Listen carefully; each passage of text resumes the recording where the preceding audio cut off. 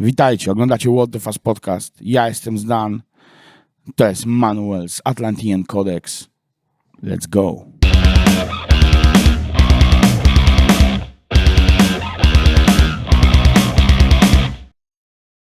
All right, first of all, welcome to Poland. For the first time, I think. Thanks, yes, that's right. First time in Poland, first time in Warsaw. Cool. First question. Starting from the name of the band.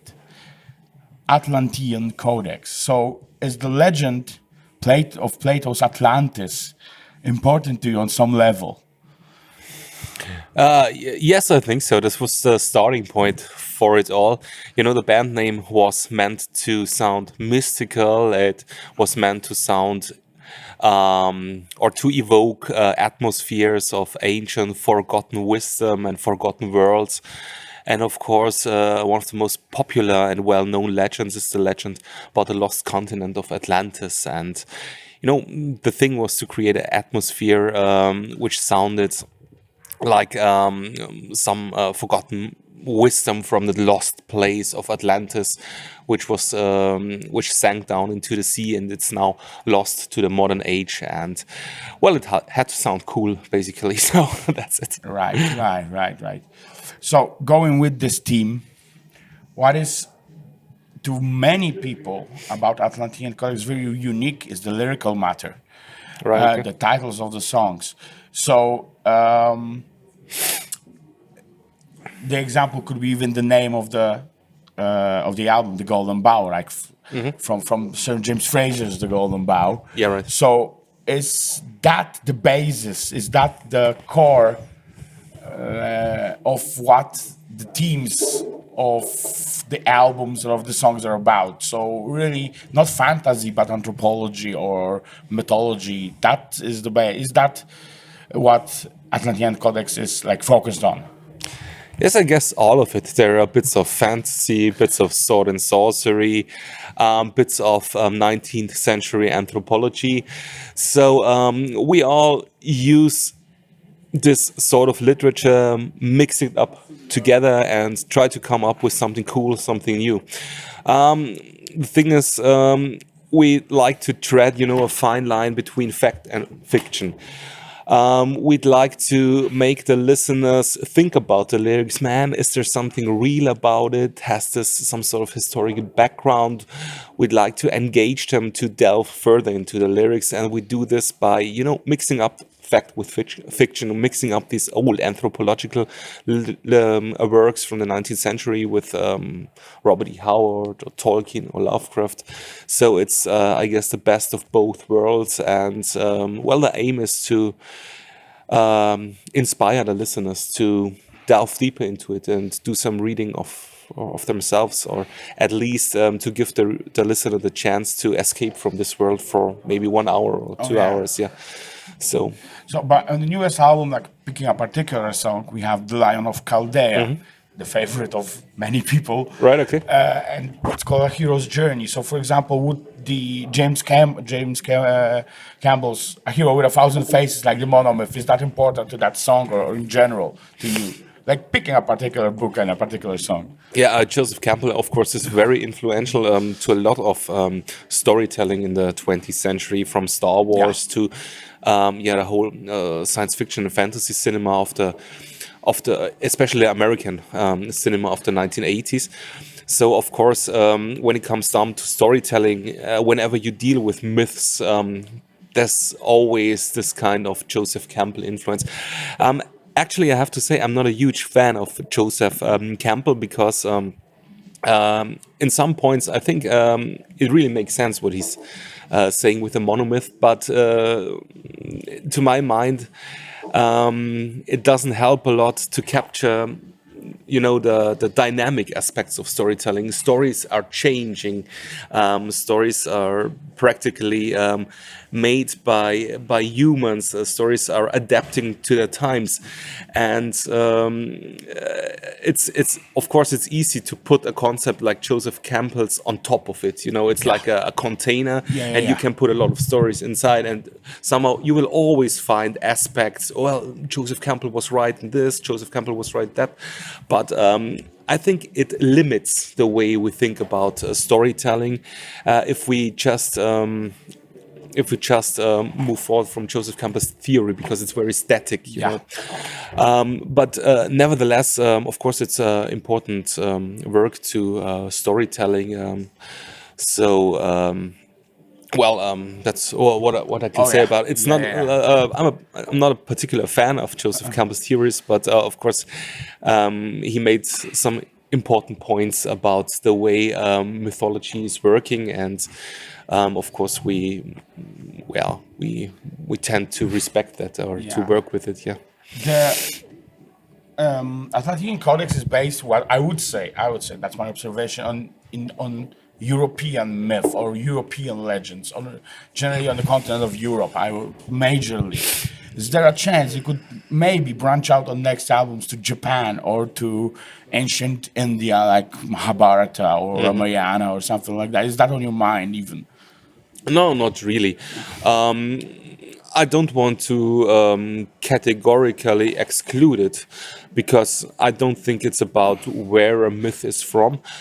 For instance, the Lion of Chaldea, you can argue Chaldea, it's not Europe as well. It's like, you know, and we always had, since the first album, we always had this sort of Occidental and Oriental continuum, where always we always were using myths from the Near East as well, because this connection between Europe and the Near East and the Orient is just so intense. You can separate it. Indo-European. Yeah, even. exactly. You can't separate it from each other.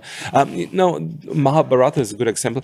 The thing is, if it at one point starts to inspire me in a way, if I find some passion for it, then we might use it for lyrics. But this is the main thing. Basically, it has to inspire me. It has to fascinate me. It has to evoke some sort of passion for it within me, and I will start using it for lyrics. But so far, just I haven't read much about these Japanese myths, especially. I'm really not. I hardly know anything about Japanese mythology, which is a huge mistake, probably. You cannot know everything. Yes, of course. So what I'd like to say is, I just haven't read it, and I'm not an expert in it. And I think it's the most convincing lyrics are the ones in which you can sense some sort of expertise. You have to go deep into it, and it would be too superficial. Of course, I could write a song about the Mahabharata or a song inspired by Japanese mythology, but I think the listeners would notice that my knowledge of the topic is just a bit basic and superficial, and so I'd like to avoid that. That is very true. That's why Motorhead sang about girls, beer, and speed. Yeah, Lemmy was definitely expert on this on those topics. When you started, which you were one of the first, I would say, in this revival of traditional metal, but you took a different path musically than most contemporaries. While most people delved into new wave of British heavy metal or US power metal, you went with, I would say, Hammerheart era Battery. Exactly, yeah. The more epic Manowar songs, Manila Road, doom metal, Candlemass. That sets you apart, but why this route? Is that something natural to you, or is that was a particular sound you wanted to accomplish? I think both is right in a way. On the one hand, it's totally natural because this was the sound we grew up with. These were the bands we used to listen to with a passion, and we knew all these artists and their songs by heart, you know. So it was a natural thing that these sort of bands, Bathory, Old Manowar, Old Fates Warning, Old Manila Road, inspired us. So this came quite natural. But on the other hand, back in 2005, when we started out, there was this huge void regarding this kind of sound. Of course, you still had Manila Road, who put out some good albums in the 2000s.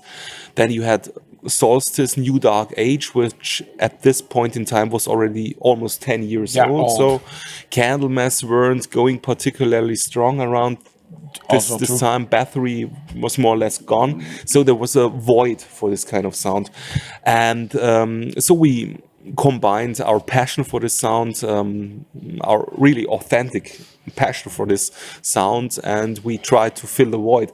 Of course, this sounds a bit preposterous because we would never say from ourselves that we're, you know, filling the footsteps of Manowar, because they are giants. We're just a small town band from Bavaria, so we'd never say this. But in a way, we tried just to explore this niche, which was pretty empty around the time, with our sound. And of course, and the other thing is, there were so many of these young bands around which played this sort of British sound with their spandex pants and big hairstyles again. And I just it didn't. T-shirts with the rising sun. Yes, of course. And it already back then it felt a bit artificial to me back then. Like some, and I couldn't see. I don't see myself with this sort of spandex pants or this. So this. I really love to listen to bands like Tokyo Blade or Savage or this whole new wave, or Satan, of course, but it wouldn't be authentic, you know, if I dressed up like this and played this kind of sound.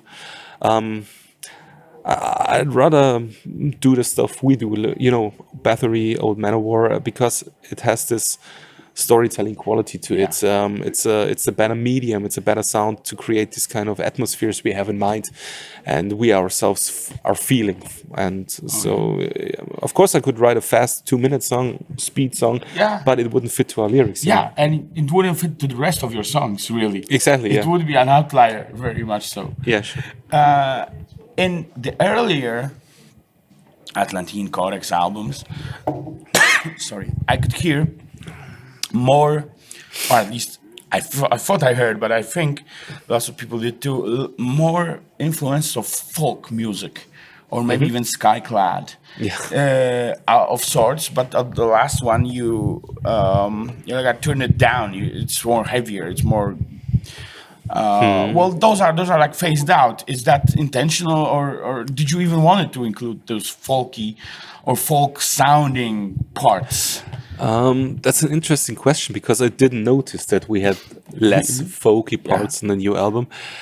I think what it's more even it's more massive as far as guitars and like songs goes. Yeah, I can definitely relate to that. No, it wasn't intentional. It just happened, I guess. Folk music is and has always been a huge influence to me. Not only folk metal like Skyclad. Skyclad were one of my, favorite bands when growing up, especially the first 2 albums. Absolutely, they were absolutely amazing. Huge influence. But also, especially British folk rock from the 1970s. Also, all kinds of traditional music with acoustic guitars, and so it was kind of natural that I included it, or we included it in our music, because we always had listened to this sort of sound, and I think the things you're listening to are always inspiring you in a way. Okay. Would you say that Atlantean Codex is inspired in any way by music that's like proto-metal, 70s or even 60s, 70s pro-metal from Germany or from Great Britain? Definitely, yes. Or Seattle or Baltimore from the States. Is there this vine? I also feel this. Yeah, definitely, yeah. Huge influence. I'd like to mention 2 bands, which are Uriah Heep. Oh yeah. Classic. and Rainbow. Also classic. You can tell from Line of Kadir Yeah, that, absolutely. that we were listening to a lot of Rainbow and a lot of Absolutely. of Dio era Black Sabbath. Yeah. Heaven and Hell era, and maybe you can also tell from a song like Heresiarch that Uriah Heep is a massive influence, especially Magician's Birthday and of course Demon and Wizards.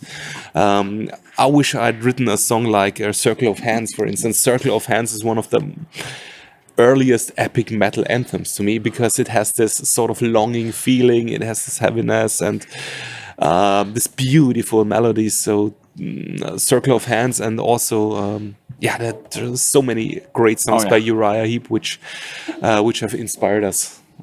Oh yeah, but do you even delve into the more obscure stuff like Andromeda, Silver Baltimore, or things like that? Well, I used to. At some point, I was a really frenzied record collector, and I'm that. I tuned it down a bit because it was getting out of hand. And yes, I get into stuff like Mayblitz. Oh yeah. Absolutely, or fucking perfect. a buffalo from Australia, Fuzzy Duck. Yes, or High Tide. Oh, this one I love. From 1969. That's but for, it's for 69. fucking heavy. That's heavy. That's almost as heavy as you guys. Yeah. Even if you put it on now. Yeah, it's incredibly heavy. 1969, 1 year before Black Sabbath. So yeah, but yeah, and stuff like that. But I wouldn't actually say that these sort of bands influence us in a major way. So it's more like the later vibe, melodic stuff, like Deep Purple, Uriah Heep, the big ones, the classics, Rainbow, that's that. So I'd like to listen to it myself, and I'd like to hunt down all those rare records which were released with the Swirl Vertigo label. All this super expensive stuff. But I wouldn't say that it influences in a major way, Gotcha. Are you influenced by anything from the newer bands? Is any newer band like the Americans say, lit a fire under your ass to be better? Or have you seen something live or on record that makes you go, this is good, this is inspirational? Yes, it happens all the time. Throw some examples. It depends on what you define as newer bands. But the last time a band really blew me away was when I saw Eternal Champion live. Oh yeah, I didn't see them live ever, but I want to. I was, of course, I knew their albums before and always was a fan of theirs. But seeing them live was a different level. These guys have so much energy and they really kicked our ass, and I was, fuck, these guys are good. And when I got back home, I picked up my guitar and tried to come up with something Eternal Champion, like dun, dun, dun, dun, dun, dun, dun, dun, this kind of rhythm. So these guys really blew me away when I saw them live. A couple of Summerlands or Summerlands. I still don't know how to pronounce them. Summerlands, yeah. The last album especially astoundingly good. Yeah, really amazing with this Jakey Lee style riffing and very classic sounding songs. Great melodies and fantastic songwriting. I like when a band is trying to write good songs, when it's not about just a riff or just technical aspects, when it's about writing a good 5-minute riff with a good verse, with a good bridge, with a good chorus. So I have a question then. Do you like Visigoth? Yeah, of course. I love all of us. This is the second album is one of the most catchy things especially live. I also saw them live and they got me when I saw them live. I liked the albums. Some albums are good, but it's a different level when you see Visigoth live. The same with Eternal Champion, actually. So the moment it clicked for me with Visigoth was when I first saw them live, and we even got Jake to do a song with us on stage when we played in Hamburg. Visigoth were playing as well, and we asked him to come up on stage with us to perform Atlantean Codex song, which is a great moment with the crowd roaring, and this was amazing. So it felt like a sort of a union between the new generation of epic metal and us old farts. A little bit older generation. 10 years older or so. Then let's pinpoint something different. Is the Annihilation series, like the Annihilation of Bavaria, the Annihilation of this, inspired by Venom's Assault series? Yeah, of course. That was my first take on it. Yeah, exactly. Yeah. Well, it was just a funny thought to give it some sort of coherence, it just started out with one annihilation. It was just, this, which is typically for metal, this overblown, grandiose titles. The annihilation of Königshofen, we just annihilated this village. But then, with the upcoming shows, we were using this term again, annihilation. Of course, Venom came up to us. Yeah. So why don't we do all our live shows under the motto of annihilation? So, but it's just a fun thing. Yeah, very much so. Yeah. If the next album is coming, and I think it is, I hope, can we expect a shift in the music, or can we expect business as usual? So is it gonna be doomy? It's gonna be epic, or is there something new coming?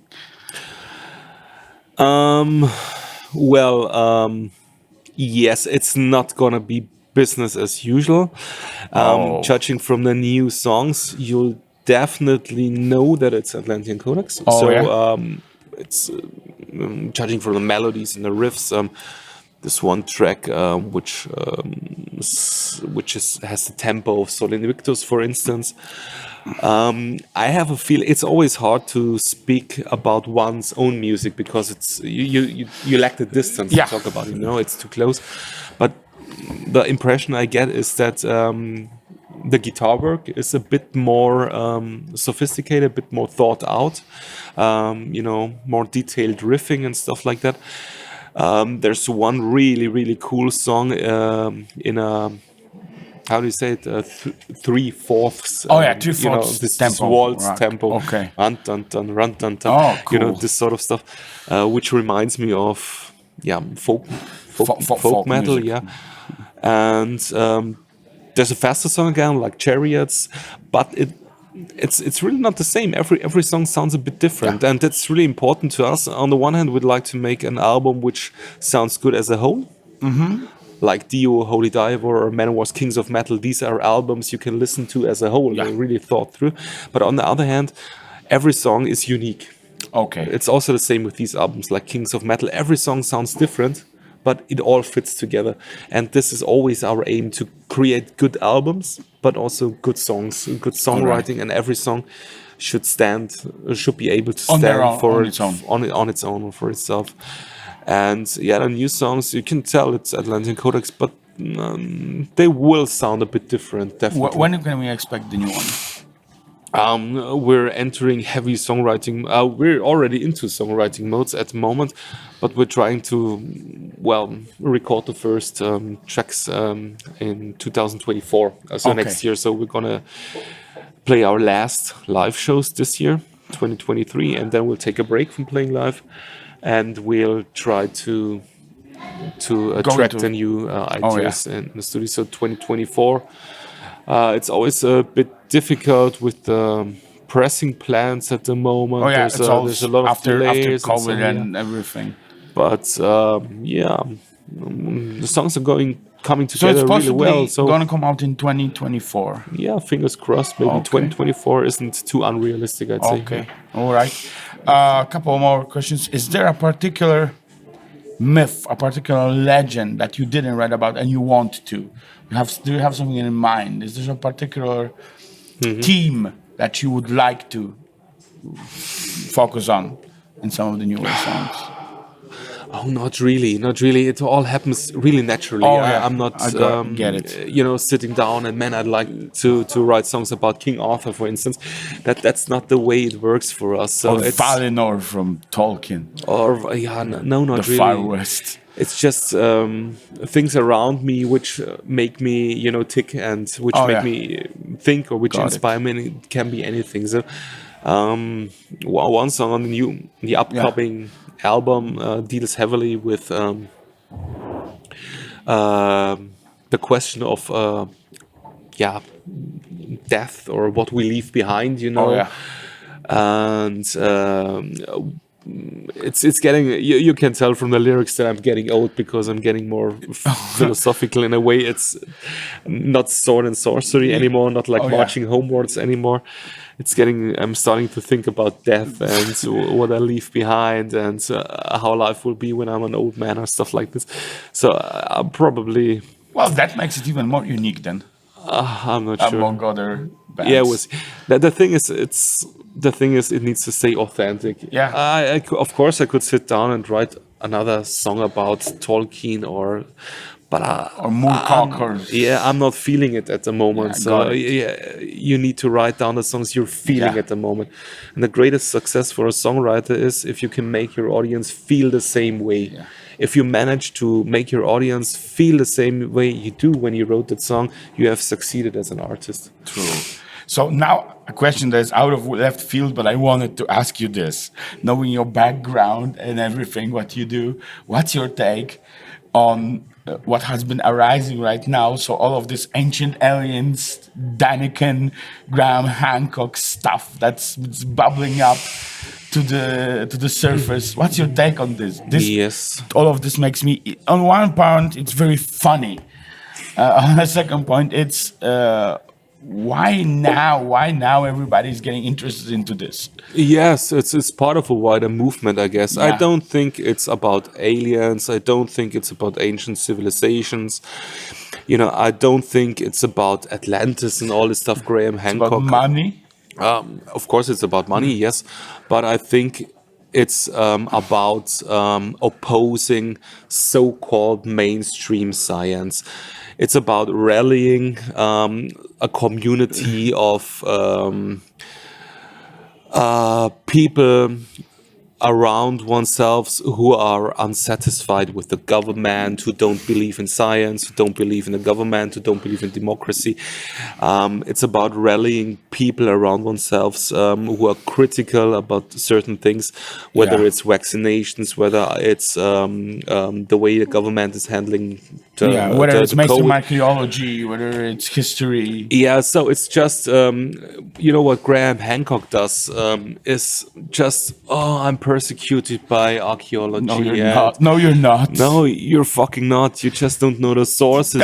You're not an archaeologist. You're a fucking journalist. But the key narrative is we know the answers, And you don't. and they trying the elite, Yeah, they the try to one, the suppress ones us. in power, they are trying to Yeah. suppress us. This is the key narrative, Yeah. and you can apply this to aliens, but also to vaccinations. To ancient civilization, to go back to everything. You can apply it, to ancient aliens, but you can also apply it to political stuff. Like absolutely. it's mainly a narrative which is us against them. Yeah.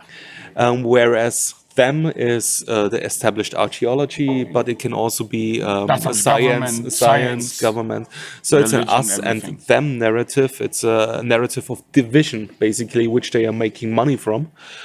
And I think it's dangerous. I think it's really dangerous that Netflix is producing a series with Graham Hancock without any commentary, without any critical reflection of what he's saying there, because millions of people are watching this. My hope is that the audience is clever. It could be a futile hope. I'm not sure. You shouldn't take the audience, the audience, because I think it's what you said. I think most of the people who are watching this Graham Hancock stuff and all this conspiracy stuff, they are clever and they definitely can decipher all these codes, and they can. Well, it's fun to watch. It's exciting. It's fascinating. But of course, it's bullshit. Yes. I think, and I have my trust that people are still as enlightened, to tell the bullshit from take the bullshit apart from. But what is really worrying me is this underlying narrative, this us against them narrative, that the ones in power, the elites versus us. Basically, As truth seekers. The truth seekers. Basically, it's about being part of a movement and being part of a community, and it's of course about raising one's own self-esteem. If you can tell, I have a secret knowledge which else, or I'm suppressed by the government. These are narratives which can raise your self-esteem, and of course, which can make you part of a movement and part of a community. So, and I think that's the basic narrative, and this is the worrying part. It's not that it's aliens. There have always been crazy stories. Think of Donnelly's Atlantis myth in the 19th century. There has always been an economy. The Patterson Gimlin film about Bigfoot. Yes, That's it's fun to watch. It's fascinating. The thing is that in the last 10 years, it has gotten a serious side. Yeah, very much so. It's gotten a serious. It has gotten on Joe Rogan. It has gotten Exactly. Ancient Aliens has gotten like 13 seasons or something like this. Yeah, So and- it's getting mainstream. Yeah, and the dangerous thing is this narrative. They are trying to keep us down. Yeah. Because and that's the key underlying narrative, and this is the one which Although is some dangerous. people might say that metal is could be part of this narrative too, that we have our music and we're better than them because we have it. Of course, yeah. Metal has a strong sense of community, but there are also always two sides of Yeah. being part of a community. There's an inclusive side. It's about emancipation. It's about helping each other. It's about participation. It's about creating some sort of utopia, some sort of shared future for everyone. much That's so. the one side of community and of forming communities.